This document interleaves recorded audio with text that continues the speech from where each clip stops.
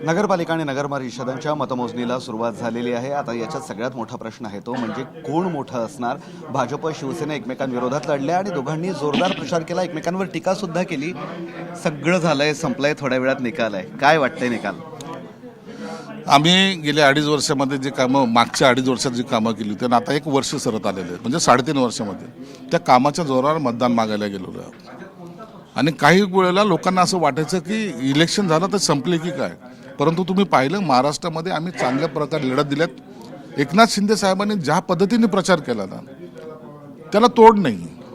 म्हणजे अक्षरशः विधानसभेच्या सदस्याचा जो काही प्रचार करतो उमेदवाराचा, त्या पद्धतीचे मोठमोठ्या सभा झालेल्या आहेत। आम्हाला अपेक्षा आहे निश्चितच आम्ही 1 नंबर नाही परंतु आम्ही 2 नंबरवर जरूर राहू, एवढी तर निश्चित आम्हाला गॅरंटी आहे। 1 नंबरवर कोण राहणार? 1 नंबरवर भाजप राहण्याची शक्यता आहे, कारण की आम्ही एवढ्या जागा लढवलेल्या आहेत जेवढ्या भाजपने लढवलेल्या आहेत। आम्हाला आता स्ट्राईक रेटवर जायचं नाही, आम्ही लढवलेल्या जागाचा तो स्ट्राईक रेट काय असेल ते आम्हाला पाहिजे।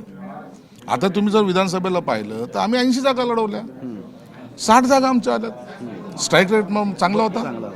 आम्ही लोकसभेच्या कमी जागा लढवल्यात, उमेदवार चांगले निवडून आले, आमचे स्ट्राईक रेट चांगला होता। म्हणून आम्ही जेवढ्या लढवल्या त्याच्या प्रमाणात आम्हाला यश किती मिळतं याच्यावर आमचं यश आम्ही समजतो की अवलंबून आहे। म्हणजे 2 नंबर घवघवीत यश तुमच्या? 100%। बरं मला सांगा, मग उबाठाचं काय होणार? उद्धव बाळासाहेब ठाकरे उबाठाने आजपर्यंत किती उमेदवार उभे केलेत हे आकडा सुद्धा सांगायची त्यांची हिंमत झालेली नाही।